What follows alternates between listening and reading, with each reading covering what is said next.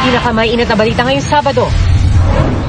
Exclusive, 3 tumatawid sa Tondo, Maynila, nabangga. Isang biktimang menor de edad patay. Ang suspect nag-aaral pa lang daw magmaneho. Pahayagan ng China naglabas ang eksklusibo nilang video ng pagdadala umano ng Pilipinas ng iligal na materyales at nagwe-welding pa sa BRP Sierra Madre. Paghingi ng tulong ng Pilipinas sa mga bansang kaalyado sa mga susunod na RORE mission. Napapanahon na ba? Estudyanteng menor de edad sa Ilocos Sur sinaksak ng kapwa menor de edad. Lalaking maghihiganti umano sa nangutang na di nagbayad. Arestado matapos mahulihan ng baril. Ilang sasakyan sa Pasay City inararo ng MPV. Driver nawalan daw ng malay sa gitna ng biyahe. Ang itinanghal na world's ugliest dog ngayong taon, kilalanin. See you in hell! At bukod sa tapatan ni Bea Alonzo at Carla Abellana sa Widow's War, sino-sino ang mga karakter na dapat abangan?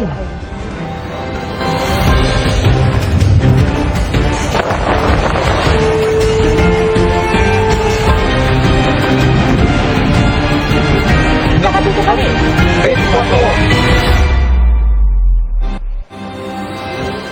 Mga kapuso, pasado alas 3 ng hapon nang magtipon sa Sergeant Esguerra Avenue ang ilang lalahok sa Pride March para sa Pride PH Festival sa Quezon Memorial Circle. Kaninang bandang alas 4 nakarating na ang Pride March sa Elliptical Road. Halos wala na ring dumaraang mga motorista roon. At ito po ang live na kuha ngayon sa East Avenue. Mabigat po ang daloy na trapiko sa lane na papunta po sa Quezon Memorial Circle. Bumper to bumper na rin ang mga sasakyan sa Quezon Avenue patungo rin sa Quezon Memorial Circle. Ay iba pang ganap sa Pride Festival at ang latest na lagay ng trapiko, ihahatid namin maya-maya lamang. Magandang hapon po! Isang bata ang nasawi at 2 iba pa ang sugatan matapos po mabundol ng sasakyan sa Tondo, Maynila. Ang suspect na pagalamang nagpa-practice pa lang magmaneho. Ang nahulikam na insidente sa pagtutok ni Bernadette Reyes, exclusive. Mag-alas 2 ng madaling araw kanina, naglalakad ang 2 batang ito sa kahabaan ng Solis Street, Tondo, Maynila. Ang isa sa mga bata kasama ang kanyang ina. Sa kanan mapapansin na nakahazard ng isang sasakyan. Tumawid sa kabila ang 3. Pero ilang hakbang lang, eksakto, pagtawid ng 2 bata at yung nanay, biglang dumating yung sasakyan. Biglang lumikong ganon. Tama-tama, yung 2 bata at isang nanay, nasalpok nung nakablock na sasakyan. Sa lugar na ito sa kahabaan ng Solis Street, nangyaring aksidente kaninang madaling araw. Sa lakas ng impact ng sasakyan, nayupi ang tricycle na ito pati na ang gate ng bahay. patay ang 12 anyos na si Princess de la Cruz habang nasa ospital ang mag-ina. Tumangging magpaunlak ng panayam sa harap ng kamera ang sospek. Pero sa pakikipag-usap namin sa kanya, sinabi niyang nag-aaral siyang magmaneho. Humingi na rin siya ng tawad sa mga biktima. Pinapanagot siya ng pamilya ng biktimang namatay sa disgrasya. Ikaos din sila sa buhay. Sana panagutan nung nakadisgrasya hanggang sa kung ano yung kailangang ibigay nila suporta. Para sa GMA Integrated News, Bernadette Reyes, nakatutok 24 oras. Pinalaya ng Timor-Leste si dating Congressman Arnolfo Teves Jr. matapos ang kanyang 3 buwang house arrest. Pagtitiyak ng DOJ, imomonitor pa rin siya ng mga otoridad doon. Nakatutok si Jonathan Andal. 3 buwan na mula nang maaresto si dating Congressman Arnolfo Teves Jr. sa Timor-Leste noong March 22 habang nag-golf sa bisa ng inilabas na red notice ng International Police o Interpol. Si Teves ang itinuturong nagpapatay kay dating Negros Oriental Governor Roel Degamo, akusasyong mariin niyang itinatanggi. Pero ngayon, batay sa ulat ng Timorese News website na hatutan, nagdesisyon ng Korte Suprema sa Timor-Leste na palayain si Teves mula sa house arrest. Ayon sa ating Department of Justice, sinabihan sila ng mga otoridad sa Timor-Leste nitong hating gabi na natapos na ang house arrest ni Teves.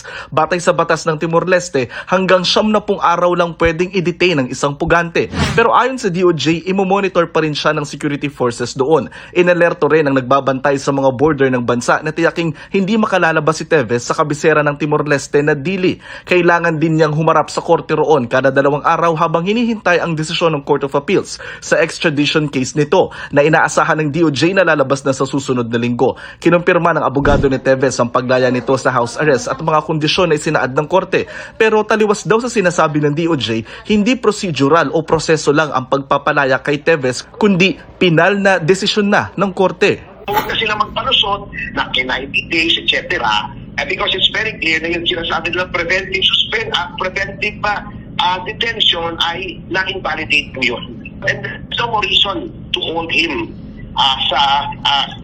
to deprive him of any sort of liberty. Una nang sinabi ng DOJ na tapos na ang extradition hearing kay Teves at tinihintay na lang ang desisyon ng Timor-Leste Court of Appeals kung pagbibigyan ng hiling ng Pilipinas na makuha si Teves para malitis rito sa mga kasong murder. Dismayado naman ang byuda ni Digamo na si Mayor Janice Digamo sa desisyon ng Timor-Leste Court. Yung fear namin pag lumaya siya dyan at pinakawalan siya na talagang free as a bird. We did that also na mapauwi nga at mapapanagot siya. Para sa GMA Integrated News, Jonathan Andal, nakatutok, 24 oras.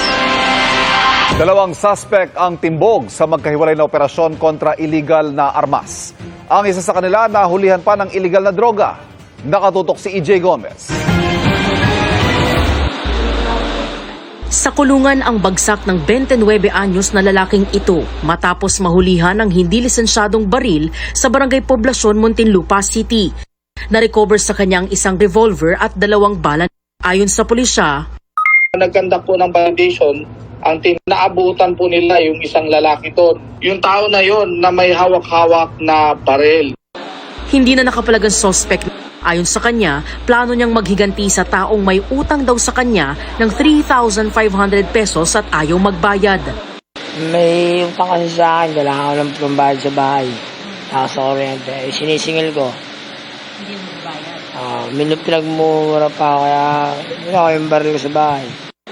Dati nang nakulong ang suspect dahil sa droga noong Nobyembre 2022. Nahaharap sa kasong paglabag sa Comprehensive Firearms and Ammunition Regulation Act. Ang suspect sa Taguig, isang 42 anyos na lalaki rin ang nakuhanan ng baril na may 6 na bala.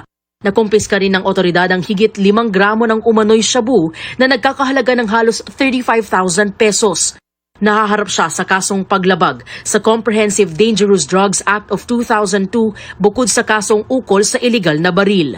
Para sa GMA Integrated News, EJ Gomez, nakatutok, 24 oras.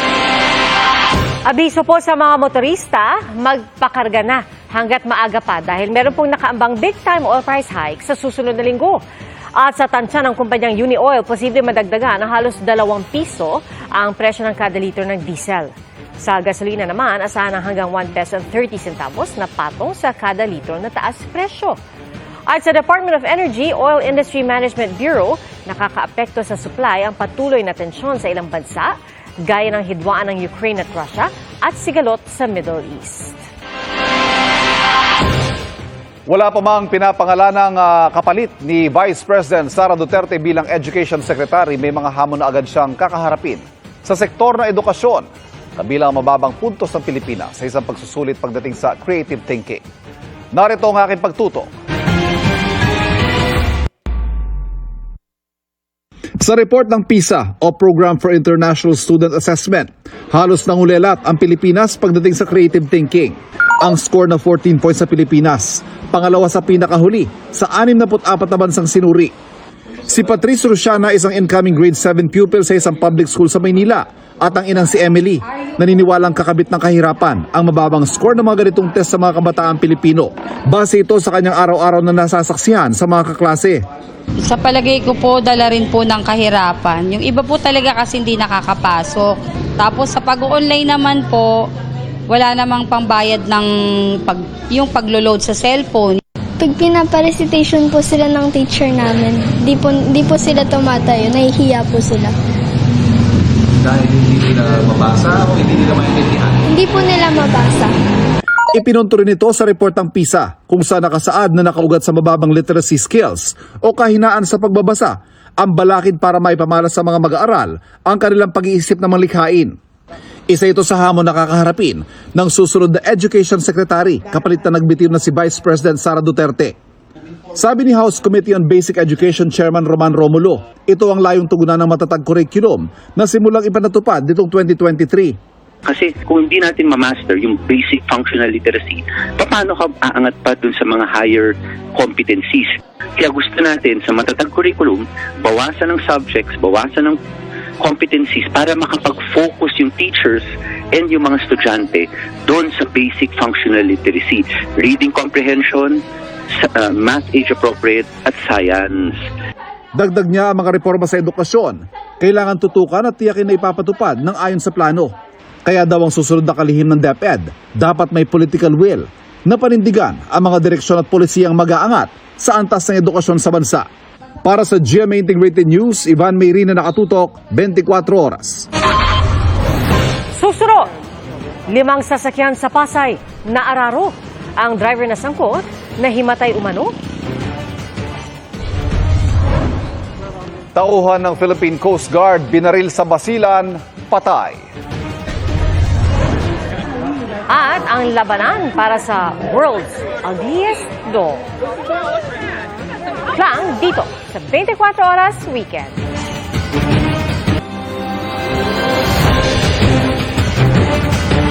Sa kabila ng huling insidente ng pangaharas ng China sa mga Pilipino sundalo sa Ayungin Shoal, naniniwala si PCG spokesperson on the West Philippine Sea, Commodore J. Tariela, na hindi pa panahon para manghingi tayo ng tulong sa ibang bansa.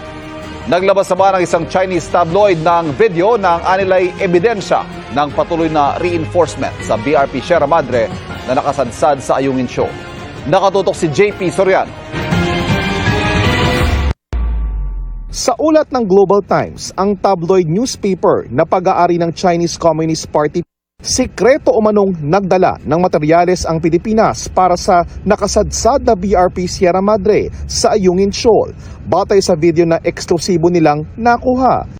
Mukhaan nila itong may kargang mabibigat na gamit na tinukoy nilang bilang large quantities ng construction materials. Ayon pa sa Global Times, gabi ginawa ang pagdala ng material sa BRP Sierra Madre at nag-welding pa ang Philippine military personnel. Walang binanggit ang Global Times kung kailan kuha ang video na ito. Sa press briefing ng China Foreign Ministry spokesperson Lin Jian, ang mga nangyari sa Ayungin Shoal ay dahil daw sa hindi pagtupad ng Pilipinas sa pangako nito kaugnay sa BRP Sierra Madre. Sinusubukan pa naming kunin ang pahayag ng Department of Foreign Affairs at Armed Forces of the Philippines kaugnay sa ulat ng Global Times at sa pahayag ng China. Kaugnay naman sa insidente sa Ayungin Shoal nitong Lunes kung saan may dalang mga kutsilyo, sibat, machete at mga palakol ang China Coast Guard na nangharang sa mga taga-Philippine Navy. Muling nanawagan ng DFA sa China na sumunod sa international law, lalo na sa UNCLOS at 2016 Arbitral Award na nagbabasura sa pag-aangkin ng China sa West Philippine Sea.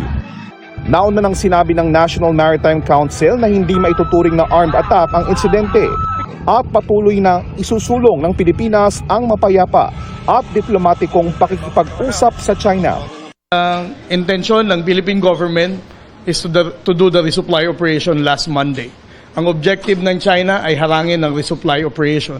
That's how simple we should look at the last incident. Sinang-ayunan ito ng isang maritime law professor. And so a single incident, no, even though it might be serious and might constitute an unlawful act under international law, no, that is not yet sufficient ground, no, for the initiation of hostilities, no, such as in the exercise of self-defense, no, or collective self-defense.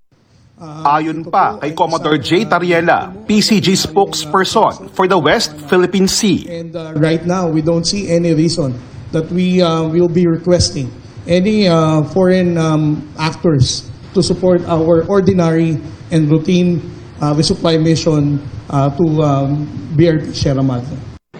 Ayon sa PCG, Base sa NMC meeting kahapon, magpapatuloy ang regular at routine RORE mission ng Pilipinas sa BRP Sierra Madre. Para sa GMA Integrated News, JP Soriano, nakatutok 24 oras. Kaugnay sa ulat ng Global Times, sinabi ni PCG spokesperson on the West Philippine Sea na ang pangharas at pagpigil ng China sa regular at legal na misyon ng AFP ay nagpapakita ng kanilang tahasang paglabag sa international law. Patunay raw ito ng anyay greedy ambition ng China na nagudyok sa kanila na gumamit ng dahas. Muli nabuga ng gas at usok ang Bulkang Taal. Ayon sa PHIVOLCS na monitor ang paglabas ng makapal na plume ng bulkan kanina madaling araw hanggang alas 8 ng umaga. May mga pagyanig din malapit sa bulkan na tumagal ng 12 minuto. May digasing din ang Taal nitong Huwebes kung kailan may 4,600 tons ng sulfur dioxide o asupre ang ibinuga ng bulkan na nasa alert level 1 pa rin. Abanga, menor de edad sa Ilocos Sur na naksak ng kapwa menor de edad. Makulay na pagdiriwang ng Pride Month, dinagsa. Lagay ng trapiko, alamin. At Intramuros sa Maynila, mas ginawang friendly sa mga naglalakad at nagbibisikleta. Tuloy-tuloy ang pagtutok sa 24 Oras Weekend.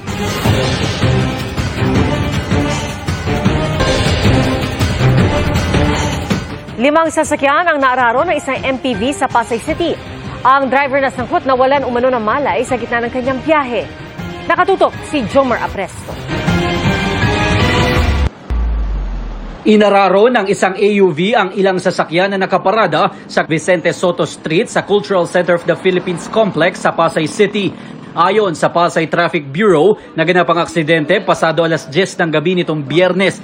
Papunta ng Ross Boulevard ang babaeng driver nang bigla siyang mawala ng malay. May sakit umano kasi siyang diabetes. Nadamay sa aksidente ang nasa 5 sasakyan na nakaparada lang sa lugar. Isa dito, tumalsik pa ng ilang metro. Isang aso naman na pag-alagalang namatay matapos madamay sa nangyari. Sinubukang kunin ng GMA Integrated News ang panig ng driver ng AUV pero tumanggi siyang magbigay ng pahayag. Posibleng maharap sa reklamong reckless driving resulting to multiple damage to property ang driver. Patuloy pa ang investigasyon. Para sa GMA Integrated News, Jomer Apresto, nakatutok 24 oras.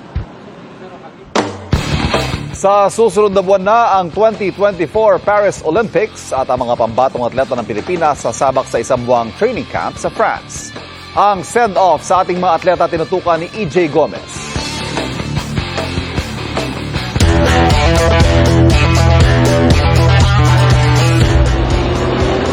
Lumipad na pa France ang mga pambatong atleta ng Pilipinas para sa 2024 Paris Olympics.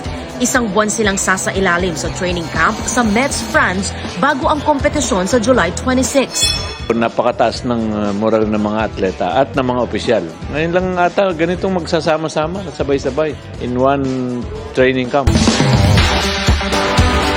Ang training camp malaking bagay raw para sa mga atleta gaya ni Pinoy boxer Nesty Petesio. Baka magkakuhaan ng style talaga. Pero syempre patalinuhan lang. Flag bearers sina Nesty Petesio at Carlo Paalam ng Team Pilipinas sa opening ceremony ng Paris Olympics. Sobrang saya po, lalo na po na pag lumaban ka. Magkahalong pressure at excitement ang pakiramdam ng first-time Olympians na sina Hergy Bacyadan at Ira Villegas. Focus na kami dun sa kalaban tsaka sa mga technique. Dati pinapangarap ko lang siya tapos ngayon po nandito na po ako. Ang weightlifting team naman na kinabibilangan ni na Elrin Ando, John Ceniza at Vanessa Sarno nakatakdang mag-training sa Metz at Belize. Kailangan din namin i-adapt yung klima doon. Yung mindset ko lang po, ginagawa ko po yung best ko. Ang Pinay rower na si Joanny Delgaco handa na rin. Dedication, tapos disiplina sa sarili, tsaka hard work. May 15 atleta na ang Pilipinas na pasok sa Paris Olympics. Posible pa raw itong madagdagan. Para sa GMA Integrated News, EJ Gomez, nakatutok 24 oras. Huwag palampasin Bus na may sakay ng mga PWD nabalahaw sa baha. Lalaki na sabugan ng gulong na sasakyan sa vulcanizing shop. At ang mga dapat bantayan sa nalalapit ng gera sa Widow's War. Walang patid ang pagtutok sa 24 Oras Weekend.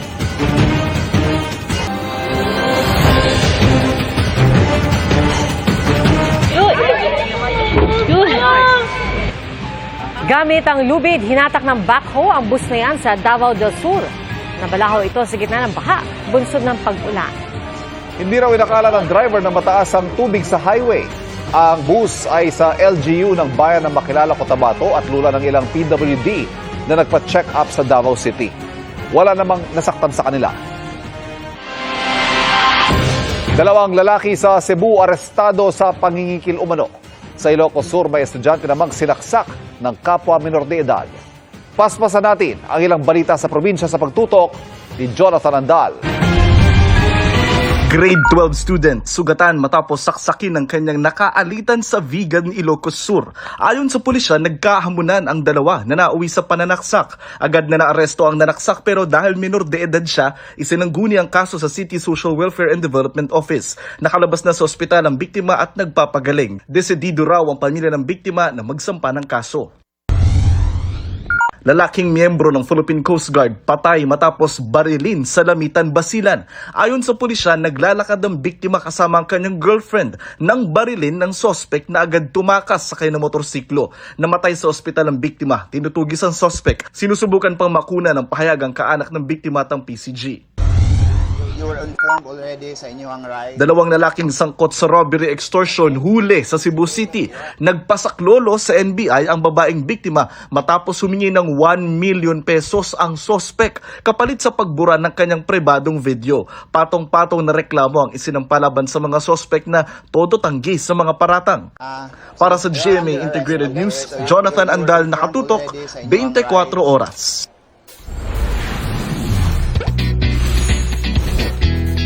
Para mas ma-enjoy ang pamamasyal sa makasaysayang Intramuros sa Maynila, may kalsada roong ginawa ng eksklusibo para sa mga naglalakad at nagbibisikleta. Nakatutok si Mariza Mali. Hey Nationalians! We are here at Casa Manila Museum. Relax sa paglalakad at nagva-vlog pa ng kanilang Intramuros trip ang mga tourism student na ito sa kahabaan ng General Luna Street sa Intramuros, Maynila. Simula kahapon, mga pedestrian at biker na lang ang pwedeng dumaan sa mahigit 9-kilometer stretch ng General Luna Street mula Fort Santiago hanggang pamantasan lungsod ng Maynila. Binigyang patnubay po, binigyan ng kahalagahan yung pagkakaroon ng mobility ng mga tao or being pedestrian friendly. Mas mabubos natin yung tourism. Dahil po sa sikip ng mga kalsada po dito sa Intramuros, halos po nagsasabay ang mga turista sa mga sasakyan. Kaya po nagtalaga po kami ng isang street para sa mga bikers at mga pedestrians lang po. Ang mga dating asfalto at sementadong daan, pinalitan ng bricks para madaling matukoy kung ano ang mga bawal ng daanan ng sasakyan. Kung may sasakyan mang daraan, for emergency na lang, o kaya'y para sa mga opisina at establishmento sa General Luna Street. Wala na pong masyadong sasakyan, less pollution na po, at gayon din po ang pagbibigay ng magandang pangangatawan sa mga turista natin dahil sa paglalakad at pagbabike po. Ang bikers na ito enjoy na sa pamamasyal, nakapag-exercise pa. Safe and secured naman ang ramdam ng iba pang turista sa Intramuros, magkasintahan man o Gen Z. Masarap pong mag-ikot-ikot dito sa Intra, kaya nag-extend pa po kami ng 1 more hour pa. Since we live now today in 21st century na, di ba, parang wala na po masyadong mga place na parang katulad dito ng Intramuros na makita pa rin yung ganda ng history ng kasaysayan. Ang vintage po ng Atake. At the same time po, yung history mismo ng lugar na to, mas natetreasure po yung memories nung nakaraan. Natuwa rin sa pamamasyal ang mga galing probinsya at banyaga kahit inulan. It's really perfect for pedestrians. We stopped, took photos, felt very safe, you know. Mas safe kami, comfortable kami dun sa place na dadaanan po namin. At para pati mga PWD ay mag-enjoy, inayos at pinaganda na rin ang mga accessibility ramp dito. Para sa GMA Integrated News, Mariz Umali, nakatutok 24 oras.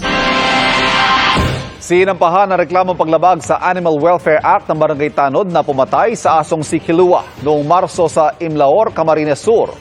Si Kilua, ang golden retriever na matapos makawala ay hinuli at isinako ng tanod. Ang depensa ng tanod noon ay may nakagat si Kilua. Sa post ng Philippine Animal Welfare Society, nakitaan ng probable cause ng Provincial Prosecution Service Iriga City, si Anthony Solares, para kasuhan ng animal cruelty. Bilang isa siyang public officer, maaari siyang maparusahan ng kulong na hanggang 3 taon o kaya magmulta ng 250,000 pesos. Hindi patukoy kung kailan sisimulan ang paglilitis. Pinasinayaan na sa South Korea ang isa sa 2 barkong binili sa ilalim ng Corvette Acquisition Program ng Philippine Navy. Ang Corvette na BRP Miguel Malvar ay may anti-ship missiles, vertical launching system at active electronically scanned array.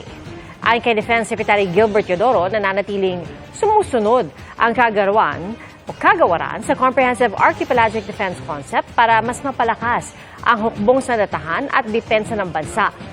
Nagpasalamat din ang kalihim sa South Korea para sa suporta nito sa Pilipinas sa gitna ng tensyon sa West Philippine Sea. Buhay na buhay at makulay ang selebrasyon ng Pride PH Festival 2024 sa Quezon City ngayong araw. At mula sa Quezon Memorial Circle, nakatutok live si Katrina Son. Katrina.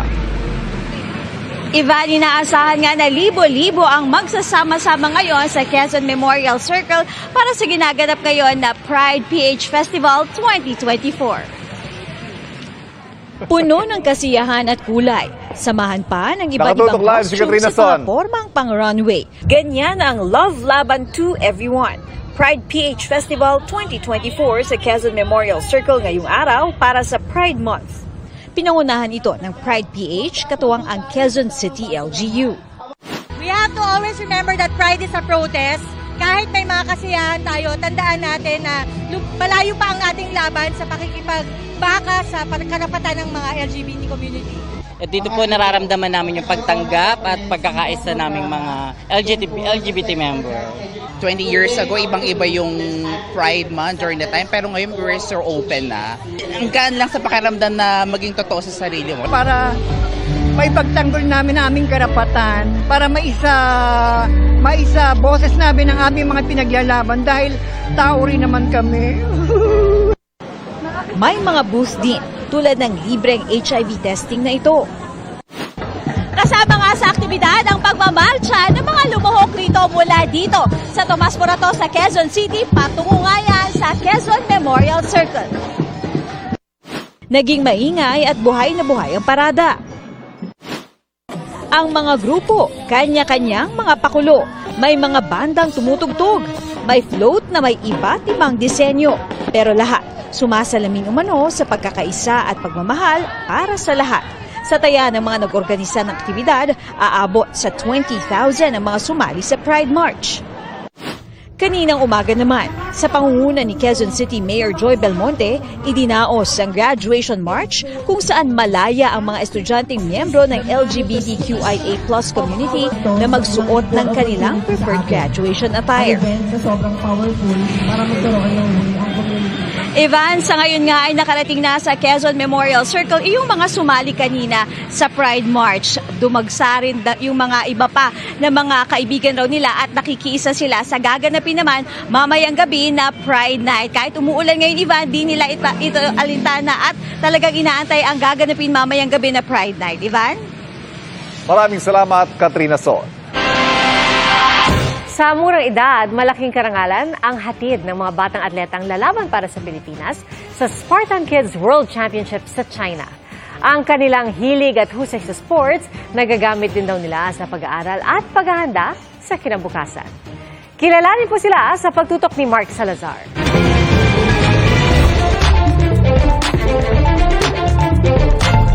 Ganito sanayin ang mga susunod na kampyon. Sa paraang masaya, pero batak na batak dahil ensayo ito para masukat ang kanilang talas at lakas sa larangan ng obstacle course racing. Ilan sa mga batang ito ay pambato natin sa Spartan Kids World Championship na gaganapin sa Chongli, China sa August 10 hanggang 18. Si Nicolette Celis, 7 years old ang pinakabata sa delegasyon. Small but terrible dahil may 12 medals na siya mula sa Spartan Kids Philippines. I just want to be stronger, healthier, and make friends. I run a lot, I work out a lot, and I move a lot. I think I ran since I was 2. Isa pang pambato natin ang taga-Baguiong si Logan Limbo, 10 years old. I like this more than the gadget because it's more fun. Because you're with friends, and also it's like you're playing in a playground. Sometimes I need to problem solve, but like in the rings, I need to like figure out what technique I'm gonna use in the rings. And I think of it before the race. Athletic din ang mga magulang ng mga batang ito. Kung ang nanay mo nga naman ay si Marites Noquiao na SEA Games gold medalist at 6th place sa Spartan World Championship, malamang race like mom din ang motto mo sa buhay. Kung kaya ng mama ko, kaya ko din yan. May ganung level, may ganung motivation. Malaking tulong din ang sport sa pag-aaral ng kanyang mga anak. Na-train sila na kung may problema or may obstacles, kayang solusyonan or kayang i-overcome. Bukod sa pag-aaral, na ituturo rin ng sports ang maayos na pamumuhay. Nag-i-inline yung mga gagawin mo, like yung pagtulog mo, yung lifestyle mo na iiba. Oo. Tinatama niya yung lifestyle mo. Nagda-diet ka din. Para sa GMA Integrated News, Mark Salazar, nakatutok 24 oras. Up next, ang kukumpleto sa madilim at misteryosong mundo ng Pamilya Palacios ng Widow's War. At ang itinanghal na World's Ugliest Dog ngayong taon. Non-stop ang pagtutok dito sa 24 Oras Weekend. Mga kapuso, may pag-uulan po ngayon sa Metro Manila at ayon sa Pag-asa, umiiral pa rin ang hanging habagat sa western section ng Southern Luzon. Magpapaulan yan sa Palawan, Occidental Mindoro, Aklan at Antique. Gayun din sa Metro Manila, Central Luzon, Mimaropa at Western Visayas. Magdadala rin ng kalat-kalat na ulan sa iba pang bahagi ng bansa ang localized thunderstorms. Asahan din na maging maulan bukas. Base po sa rainfall forecast ng Metro Weather, may tsansa ng malalakas na ulan sa halos buong Luzon sa hapon. Pero hihina po yan pagdating ng gabi. At asahan din ng ulan sa Metro Manila. Bukas na umaga, posible ng ulanin ang Visayas at Mindanao at inaasahang mas lalakas pa sa gabi. Kaya maging alerto po sa banta ng baha at pagguho ng lupa.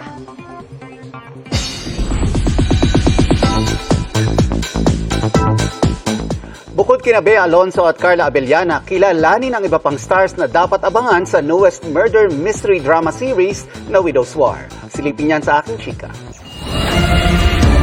Oh my God! Nagalaga nga kami ng ahas sa pamamahay namin! Sa palitan pa lang ng linya. Paglalaman ko rin yung nanay ko, magkamatayan na. At pisikala ng dalawang widows, played by Carla Abellana and Bea Alonzo. See you in hell! It's Giving War. Pero hindi lang sila ang dapat bantayan sa nalalapit ng pagpasok sa madilim at misteryosong mundo ng Pamilya Palacios. Ang dark plot at gray personas bibigyang buhay ni na Benjamin Alves, Rafael Rosel, Lito Pimentel, Timmy Cruz, Rita Daniela, Jackie Du Blanco, Tonton Gutierrez, Jean Garcia at marami pang iba. May kanya-kanya silang motibo at sikreto. Imbibe a character that you know in real life you wouldn't forgive. That's yung pinaka-challenging. Ang hirap magbitaw ng salita kasi isang word lang talaga sa character ko. Madaming ma-spoil na mga pwedeng mangyari. So, yun yung pinaka-challenge sa akin. Kailangan kong bantayan to. Masaya ako kasi nakikita ko up close kung paano sila nakakapag-work. Siyempre, I learn from them. Tulad ng mga naunang kapuso mystery drama series na Widow's Web at Royal Blood. Hindi raw predictable ang magiging takbo ng kwento ng spin-off na Widow's War. Every day, meron ka na discover. It's this genre. You kinda don't know kung baka pwedeng pumunta dito or dito. So, it makes it more exciting. And that's my Chika Day Saturday night. Ako po si Nelson Carlas. Pia, Ivan?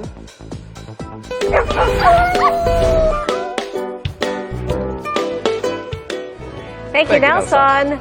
Mga kapuso, nagtipon-tipon po sa California, sa Amerika, ang mga asong bentahe ang kanilang kakaibang look. Ang pinaglalabanan po nila ang titulong World's Ugliest Dog. Pero sa mga asong lumahok sa patimpalak, nanguna ang look ng Pekingese na si Wild Thing. Sumunod sa kanya ang wheelchair-bound na pug na si Roll. Third place naman ang mixed breed rescue dog na si Daisy May. Uy, malaki premyo. $5,000 ang mayuwi ni Wild Thing at may chance pa siya ma-feature sa isang show sa Amerika. Cute pa rin naman yan. At yan po ang mga balita ngayong Sabado para sa mas malaking misyon at mas malawak na paglilingkod sa bayan. Ako po si Pia Arcangel. Ako po si Ivan Mayrina mula sa GMA Integrated News, ang News Authority ng Pilipino. Nakatutok kami 24 oras.